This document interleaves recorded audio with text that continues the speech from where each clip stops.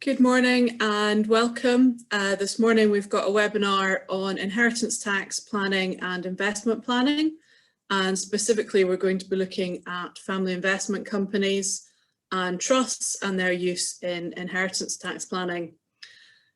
With inheritance tax, I'm sure for a lot of you know there's many ways of planning for inheritance, very often outright gifts to family.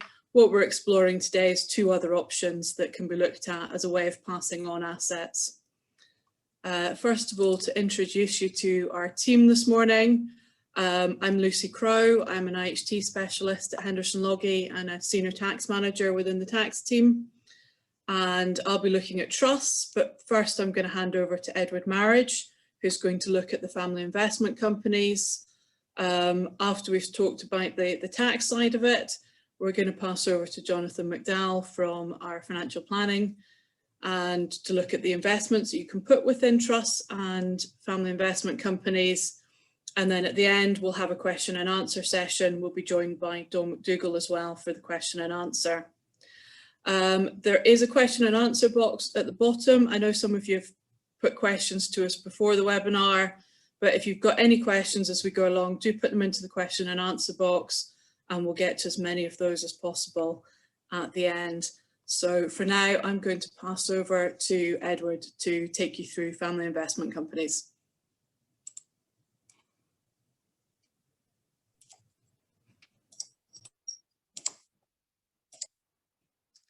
Hi, hopefully you can all see that.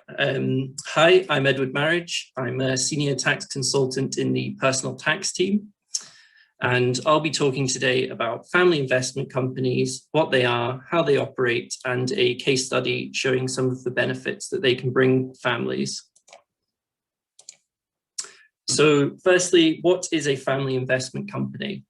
Well, a family investment company, or a FIC, is a limited company with tailor-made articles of association, the shareholders in which are family members, and it exists in order to make or hold investments. Now, FICs can hold a variety of investments. Usually this will comprise either cash, loans, commercial or residential properties, or share portfolios. Jonathan will cover the types of investments in more detail a bit later. So a FIC will have tailor-made articles of association, which will differ for each family and their needs. There are usually different classes of shares to give maximum flexibility in paying out dividends. Usually in order to ensure that the shares are retained within the family, the articles will contain preemptive rights that mean that if a shareholder wishes to dispose of their shares, they must first be offered to other family members. A FIC operates just like a normal company. It will be required to file accounts with Companies House, tax returns with HMRC, and pay corporation tax. So what is the purpose of a FIC? Well, there are a myriad of reasons for families to choose a FIC. I've listed some of the main reasons below, and I won't go into great detail on all of these. However, in general, FICs are a great vehicle for transferring assets to your family while maintaining a level of control over the assets and the income that they produce. This is as opposed to the outright gifting of assets. If properly planned, they can be used to gradually transfer wealth from the older generations to the future generations, guarding against inheritance tax and capital gains tax. The different classes of shares mean that the income can be distributed to the younger generations in a discretionary manner, meaning that they can't just cut and run with the money against their parents' wishes. They can also be useful in guarding against divorce, where the shares in the FIC are outside the marital estate, and this ensures that the assets are not transferred outside the family.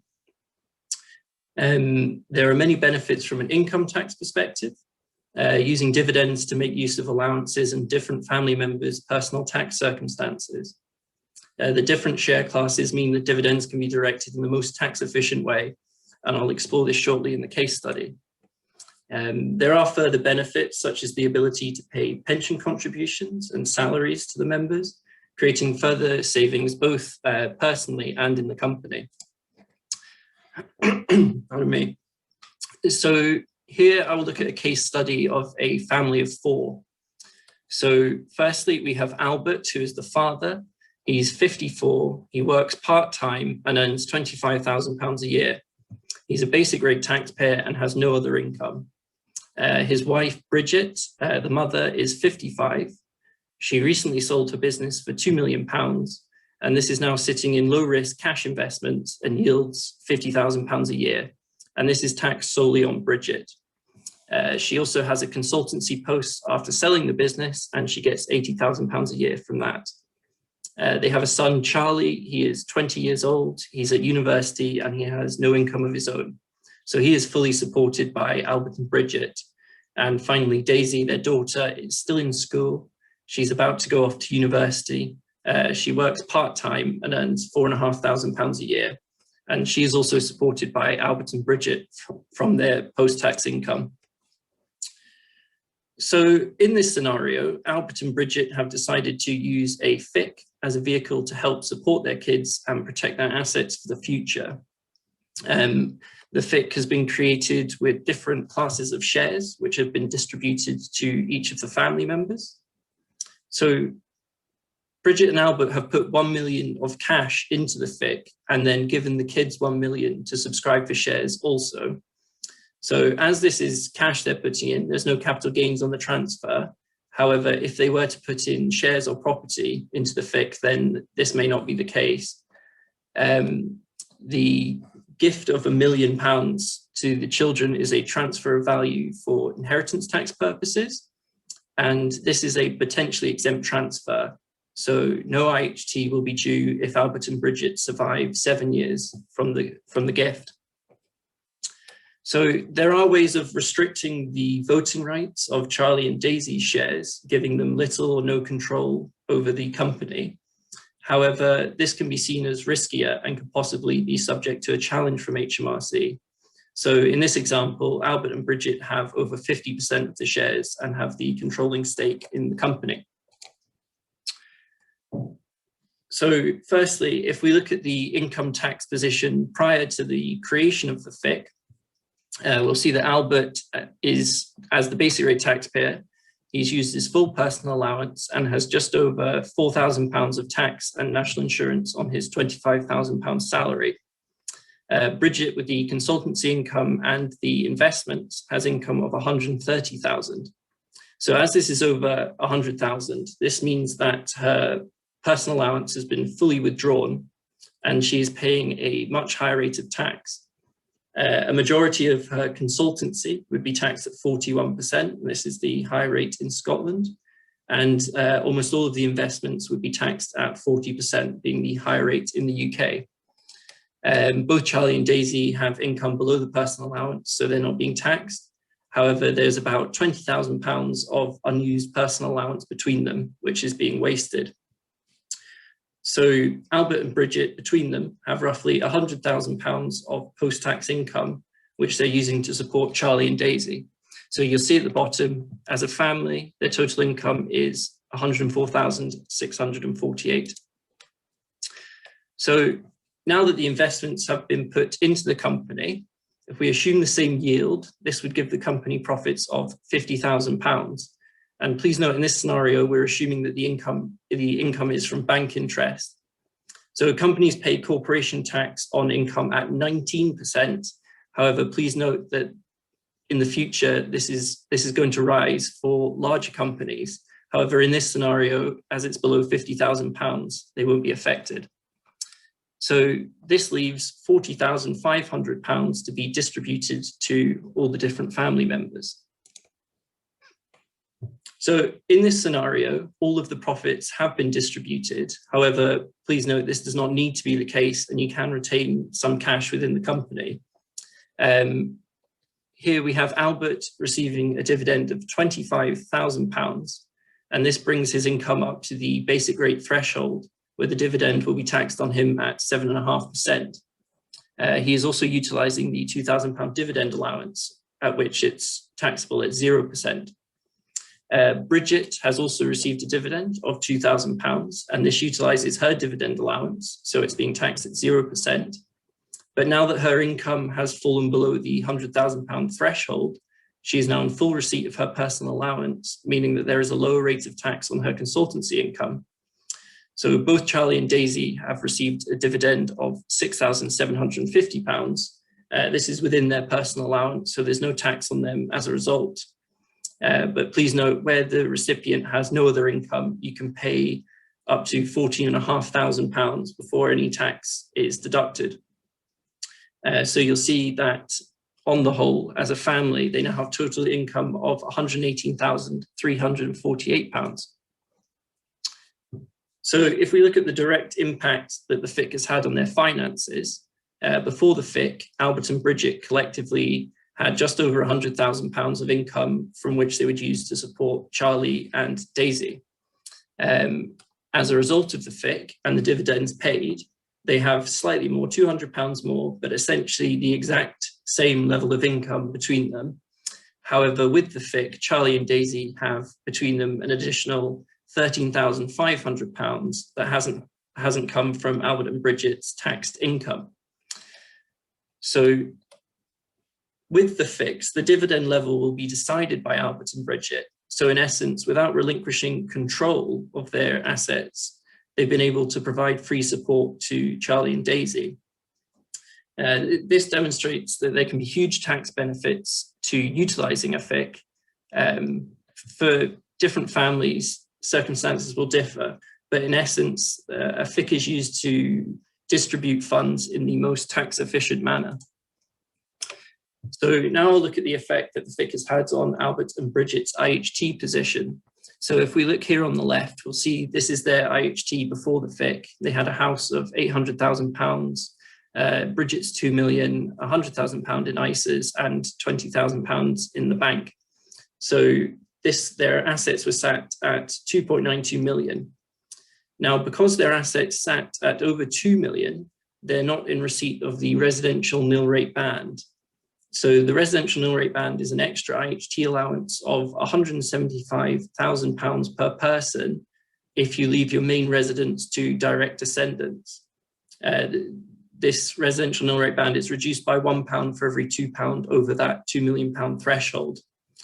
They are, however, both in receipt of their £325,000 nil rate band for both of them, which is the £650,000.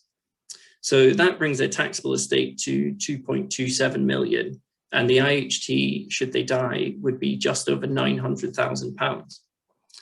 So now if we turn to the table on the right-hand side, now this is once the FIC has been created and the £2 million has been put into the company. And in this scenario, Bridget has transferred 1 million to the kids and they've subscribed for the shares. So that gift to the children is a potentially exempt transfer of £1 million, and this would be brought back into charge should Albert and Bridget not survive the 7 years. However, for the purposes of the residential nil rate band, this is calculated on total assets before any pets have been made, potentially exempt transfers. So if Albert and Bridget were not to survive the week after the creation of the FIC, their assets for the residential nil rate band would equate to 1.92 million, meaning they would be in full receipt of the £175,000 each, or £350,000 in total. The pet of £1 million would be brought back into charge, and this would be offset against their nil rate bands of 650,000, bringing back in a total pet of 350,000. So the week after, should they die, this would bring their taxable estate to 1.92 million, with inheritance tax due of 786,000. So this is an immediate saving to IHT of 140,000 as soon as the FIC has been created. Now, if they were to survive 7 years from the creation of the FIC, the pet would be fully removed from their estate, and this would bring a total IHT saving of £540,000 after the 7 years. So that was kind of a brief look at FICs and the income tax and inheritance tax benefits. I'm now going to hand over to Lucy, who is going to talk about trusts.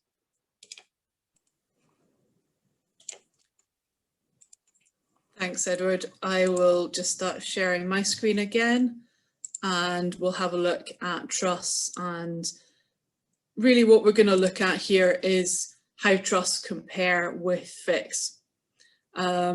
We could talk about trusts for an entire webinar all of their own. I'm very much going to zero in on how they compare with FICs for today though.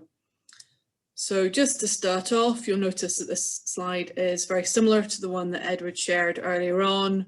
The purpose of a trust, really the purposes for the reasons why people would use a trust and use a FIC are very similar. Wealth protection, keeping control of assets while passing them on to the next generation.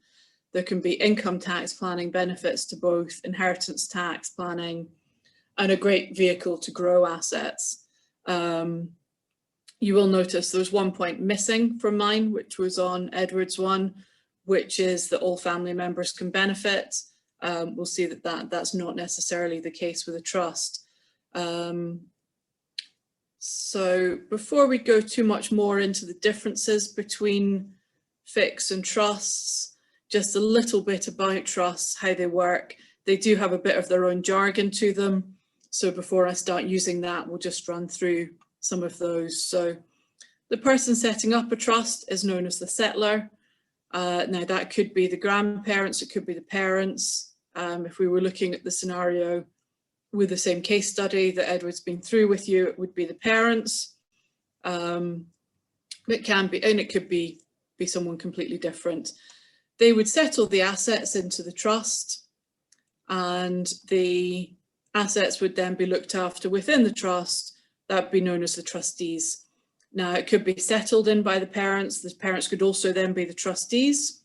Could have been the grandparents and then the parents as trustees. It could then be family or friends that are also trustees. You've got a wide range there. It can be decided on what's best in the scenario. The assets are looked after then for the beneficiaries. In this case, we're looking at that being the children. When a trust is set up, just like in the FIC, we had the Articles of Association that govern how the company will be run. In a trust, that's a trust deed, and it would set out who can benefit, how the investments are to be dealt with, and what powers the trustees have. So that's just a little bit of the basics. Again, there's many different types of trust. I think Jonathan will touch on that slightly during his presentation too. We're not going to go into all the different types of trust today. We're really just going to look at the most general type of trust and how that would contrast with a FIC. Headline differences. The settlers of a trust generally cannot benefit. If you want the IHT advantages of setting up a trust, the settlers who put the money in are specifically excluded from benefiting in most situations. Not to say all, but generally speaking, contrasting that with a FIC, as we've seen in that situation, the parents and the children were able to continue to benefit from that money going forward. It does mean that then, because in a trust, the settlers can't benefit in any way, that full asset is out with their estate, it's within the trust. Contrasting that back with the FIC, because some of the assets are remaining that they can benefit from, there is a portion that's remaining within their estate. So the sort of headline difference there. And now we'll come on to my favourite bit, all of the tax. So the tax differences, starting with IHT, since that was our sort of headline for today. On the setup of a FIC, as Edward already mentioned, the most common way of setting this up is a transfer of value between the parents and the children or grandparents, and this is usually done by way of a potential exempt transfer PET. So if they survive for 7 years, it's exempt from IHT. That's not the case for a trust. When setting up a trust, it's what's called a chargeable lifetime transfer, a CLT, and the lifetime rate of inheritance tax is 20%. So if you're putting money into a trust, there can be an immediate tax charge of 20%. Now, we've already looked at as well that every individual has a nil rate band of 325,000. If you haven't used the nil rate band on other transfers into a trust in the 7 years before, then you could put up to 325,000 in tax-free, but any excess over that would be taxed at 20%, and we'll come back onto that again in a minute. Over the lifetime of the vehicle, in a FIC, the only further exposure to IHT, well, there's obviously the exposure over the assets that are still within the parent's estate, the amount of shares that they still own. Very often in a FIC, those would then be transferred over time to the next generation. So further pets potentially when those are transferred, but no immediate charges to IHT. In a trust, the trust has its own IHT regime. So trusts can be taxed to inheritance tax every 10 years, called a 10-year charge. And there's also a potential exit charge on withdrawing money from the trust. So a bit more to consider there when looking at which one would suit. On the income and corporation tax, Edward's already mentioned for the FIC, it's a company, so it's subject to the corporation tax regime. That only applies to the FIC, it does not apply to a trust. Trusts are part of the income tax regime, but they do have their own rules. So it's not quite the same as it is for individuals. For our personal tax, trusts are taxed income tax, or most trusts, not always the case, but usually they'll be taxed at the top rate. So 38.1% on dividends and 45% on other income. That's within the trust. Then if beneficiaries are benefiting from the income, income's paid out to them during the year, they are taxable on it, but they would be taxable at their own rate. So if we took, for example, from the family that Edward used as a case study, the son Charlie, he had no other income. If £10,000 was paid out to him from the trust, it would have a tax credit attached to it of 45%, being the tax that had already been paid by the trust. Because 10,000, he had no other income, he would essentially then be able to reclaim all of that tax that had been paid by the trust. If he already had other income, then there would be a partial reclaim. If he was a top rate, additional rate taxpayer, then the tax would have been paid by the trust. There'd be no further tax due by him, but also wouldn't be able to reclaim much. So just because the tax rates in trusts are very high doesn't necessarily mean that all of that tax is necessarily a reason not to use a trust. It can be reclaimed. With FICs, again, the individuals are only taxed income tax on money that is paid out from the FIC, and that's taxable on the individual family members. So when it comes out, it really is just within the individual's personal tax regime. And now the other main one that we consider when looking at whether a FIC or a trust is the most appropriate vehicle to set up is capital gains tax. Edward touched on when you're setting up a FIC, in that example, it was cash going into a trust or a FIC. There's no capital gains tax on cash. But when you're putting in assets such as property or shares, anything that might have a capital gain attached to it, then potentially that's chargeable. So if we look at trusts first, trusts we've already looked at are also subject to inheritance tax on the setup. Anytime you've got two taxes that apply to the same transaction, generally there'll be a relief for one. And in this case, the relief is on the capital gains tax. So chargeable for inheritance tax, even if you're within that 325,000, so you're not actually paying any inheritance tax, the capital gain can be rolled over into the trust. So you don't actually need to pay any capital gains tax, and it can be rolled over again on the exit. In a FIC, that's not the case. So in a FIC, the only way you could roll over the capital gain into the company would be if you met the conditions for a business asset.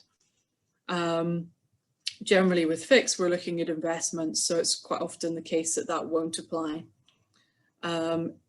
Means generally, if you're looking at the setup, if there are significant gains on the assets you're looking to put into a vehicle, this can be a bit of a game changer. Over the lifetime of the vehicle, again, Jonathan will touch on this a bit more. Gains in a trust are taxable at the trust rates for capital gains tax. That's 20% for most assets or 28% for residential property. Gains in a FIC are taxable at the corporation tax rates, and as we've already mentioned, that's currently 19%. So we'll come on now, and again, this should hopefully look like a familiar slide. Same case study, so we've got the same family that Edward's been through. Dad Albert, Mum Bridget, who sold her business for the £2 million, and son Charlie and daughter Daisy. We're just going to have a quick look here at what the inheritance tax would look like if they were to put that £2 million into a trust rather than into a FIC. So if Bridget was to put all the money in personally, she'd be settling £2 million into the trust. We're assuming she's not done any other chargeable lifetime transfers, so she's got £325,000 tax-free. That leaves 1.675 taxable. And as you can see, that's a fairly hefty tax bill, £335,000 worth of inheritance tax. We can mitigate this slightly. She can put half the money or some of the money into Albert's name, and then Albert and Bridget can jointly put it into the trust. Therefore, you've got 650. There's two nil rate bands together, but it's still a sizable tax liability of £270,000. So I think hopefully this has demonstrated that a lot of the benefits for both trusts and FICs are fairly similar. Which one will suit will very often depend on the individual circumstances for a family.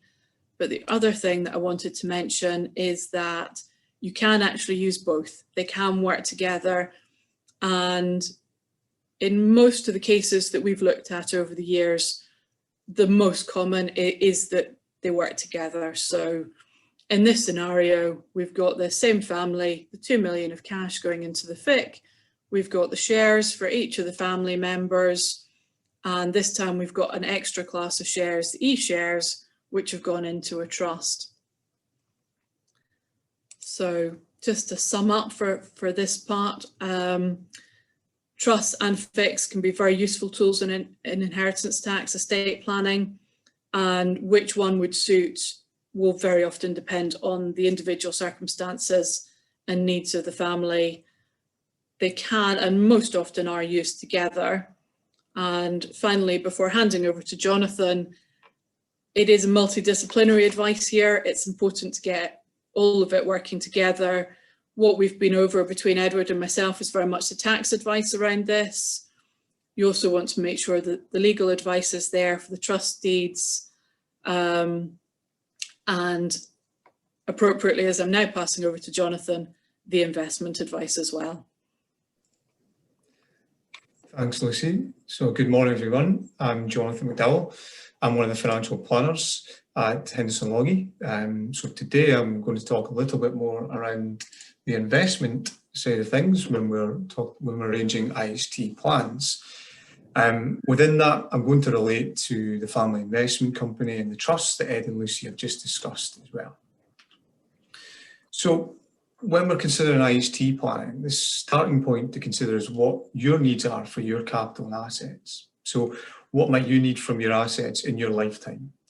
And the reason for that in general for IHT planning, you are giving money away in some form or other. So it needs to be assessed that you can still live comfortably after putting in place any IHT mitigation plans. So an assessment of your income and capital needs for the future would be recommended.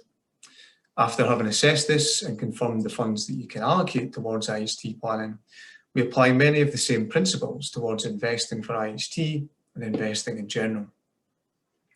So as an advisor, I'd want to establish, well, what are the aims for these investments? For example, Will the money be invested for the longer term for growth to be distributed to the beneficiaries in the future?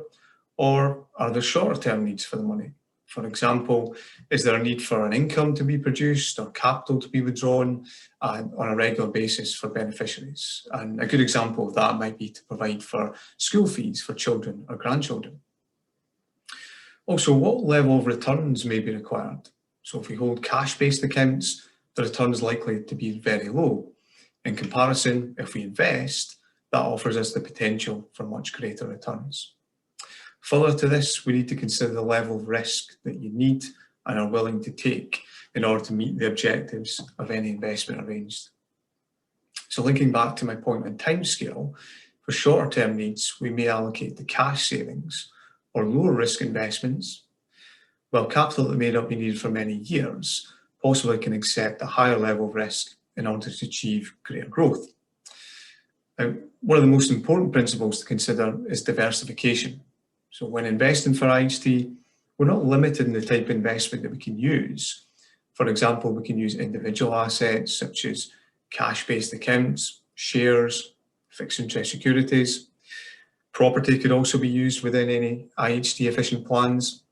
Alternatively, we could hold collective investments, meaning by that unit trusts or investment trusts, and they can be used to offer a much wider range of investment options, helping to mitigate risk further. Your individual level of experience with investments and the level of involvement that you want to have with investments being made is also a big factor. For example, are you happy managing a portfolio of individual assets, or you may prefer the investments to be managed for you, utilising the likes of a unit trust or an investment trust portfolio, or even employing a bespoke investment manager to design a portfolio specifically for you. The answer to these points will help to determine how to invest and where to invest to best meet the requirements, but the most appropriate investment will also depend on the type of IHT arrangement that's going to be held within. So relating back to Ed and Lucy's comments, I'd like to consider now the family investment company and trusts and the investment within these.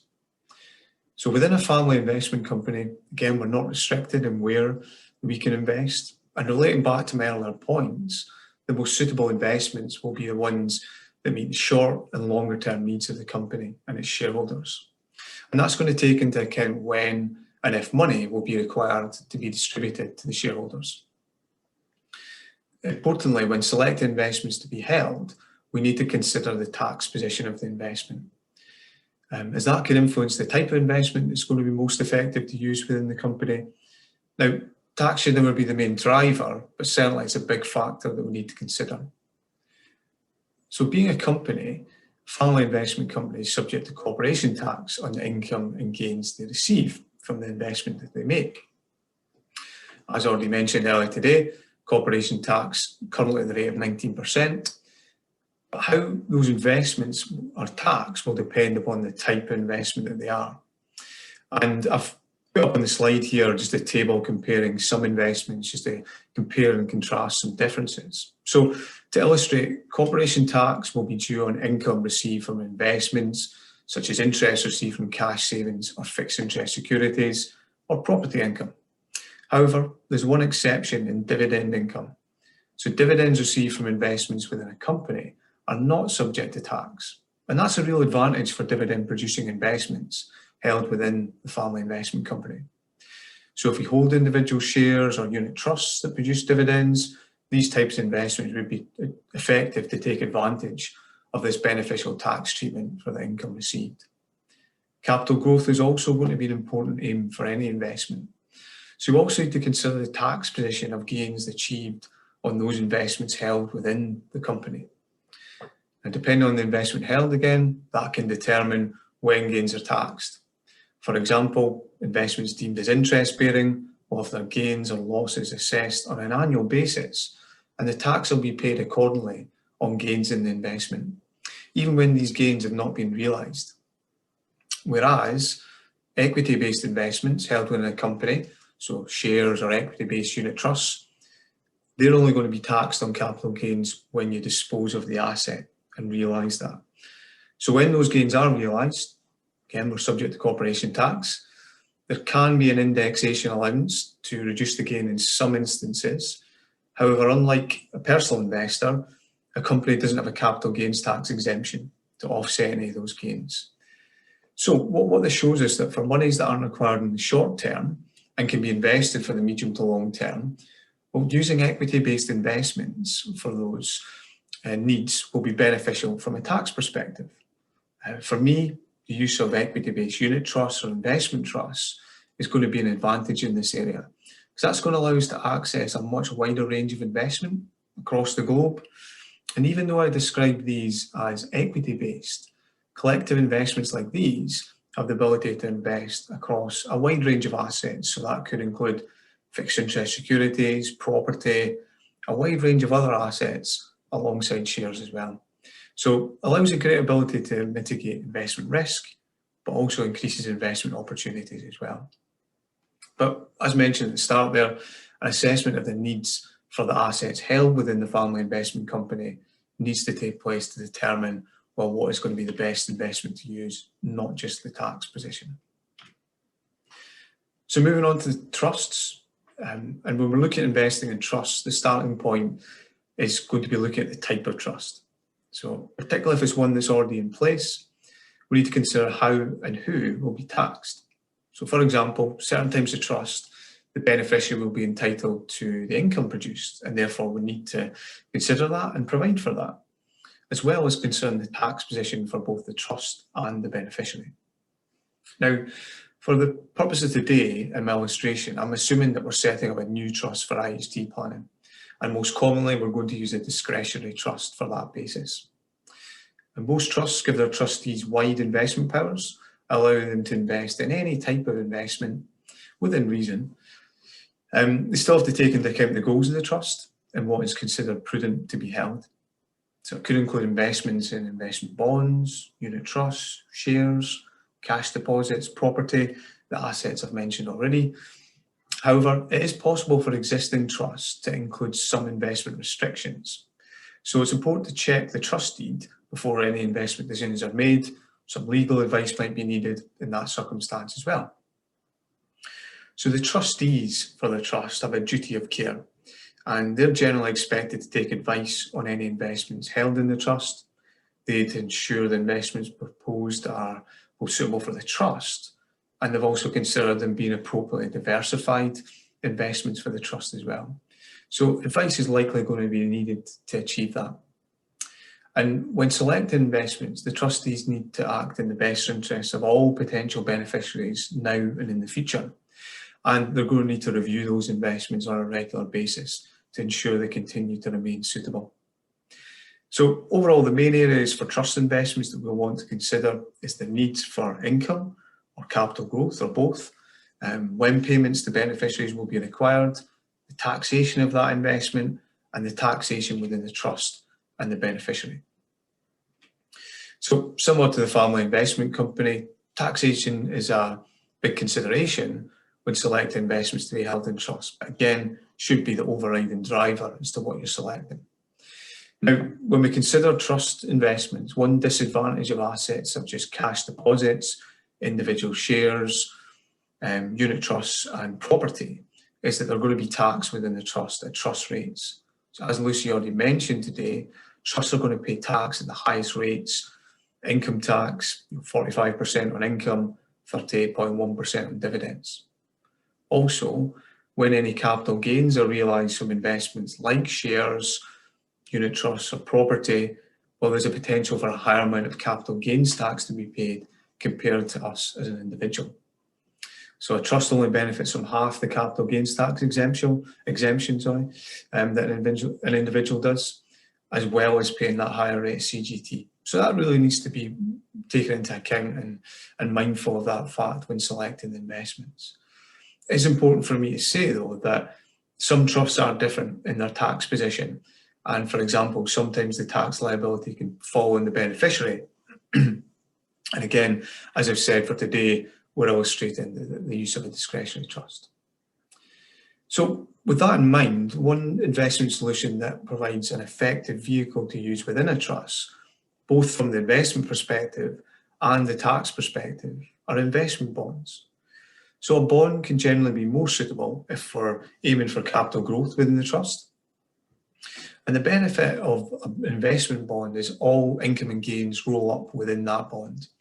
So there's no income released to the trust, therefore tax is only applicable at the point of money being withdrawn from the bond and a gain realised.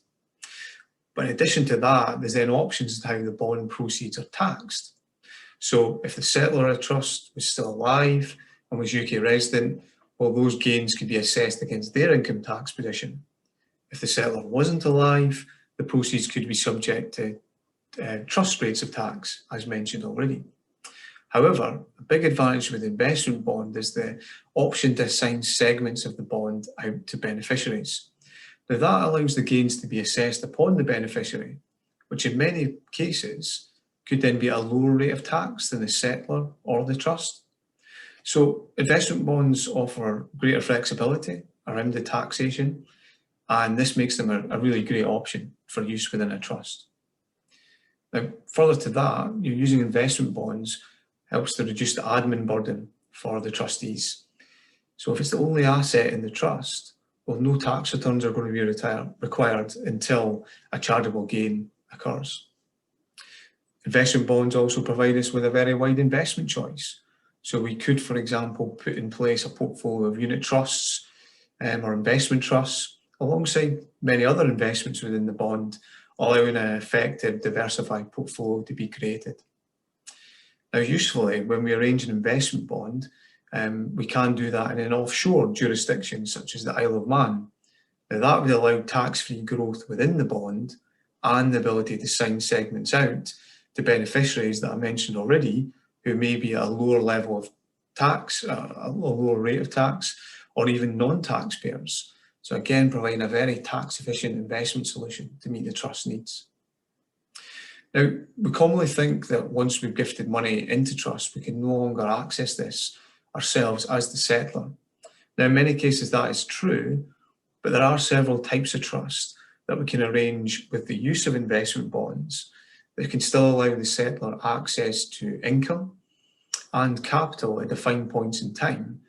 So that can cater for many people's own needs throughout their lifetime, as well as helping to mitigate that inheritance tax liability. So another advantage of the use of investment bond. But in the same way as I've said earlier, overall the needs and requirements of the money placed in the trust is going to determine the most appropriate investment to use. So finally, for me, just to cover off, there is one further area of investment that we could use within IHT plans, and that's utilising investments that qualify for business relief. And business relief is a tax relief provided by the government as an incentive for investing in specific types of trading companies. Now, provided those qualifying investments are held for 2 years and at the date of death, they become fully exempt from IHT. Now, usefully, these solutions allow you to retain control over your investment, meaning that you have the flexibility to access your investment if you need to. They also offer a very wide range of investment types that can qualify for this relief, so that can suit different investor needs. And potentially these investments could also be held within the family investment company and a trust as well. Overall, investments that qualify for business relief, though, are higher risk. And whilst really effective for IHT planning, we need to assess that they were the appropriate arrangement for your circumstances. So to wrap that up, hopefully you'll see that there's a range of investment options that can be used as part of effective IHT planning. And depending on the method used to mitigate IHT, some investments will be more beneficial than others. What you'll hopefully take from today, it's important that you take advice on planning to mitigate IHT and to ensure that the most appropriate solutions are used for your circumstances and needs. At Henderson Loggie, we've got a wealth of experience in advising clients on IHT, and the combination of our tax advice team and our financial planning team ensures that we can provide the best and most comprehensive advice to help you in this area. Importantly, keeping it simple and as easy to understand as possible. So on that note, I'll hand you back to Lucy now, who's going to cover off some questions that we've had in. Thanks. Thanks, Jonathan. We've had a few questions. We might not get through all of them this morning, we will come back to anyone else directly. So one of the first questions we've had in, well, two actually, that really we can probably cover off together. What's the most tax efficient method of leaving investment properties to your children? And can you put a house into a FIC? So I think the answer to that is yes, you can put investment properties, you can put a house into either a FIC or a trust. And as for which one is the most tax efficient, hopefully what we've been able to demonstrate today is that both a FIC and a trust can be very efficient, and which one would suit would depend on the personal circumstances for the individual family. The next question I'm going to pass over to Dawn. What would be the tax position for residential properties in a FIC or a trust? Thanks, Lucy. So if residential properties are held in a family investment company, any profits,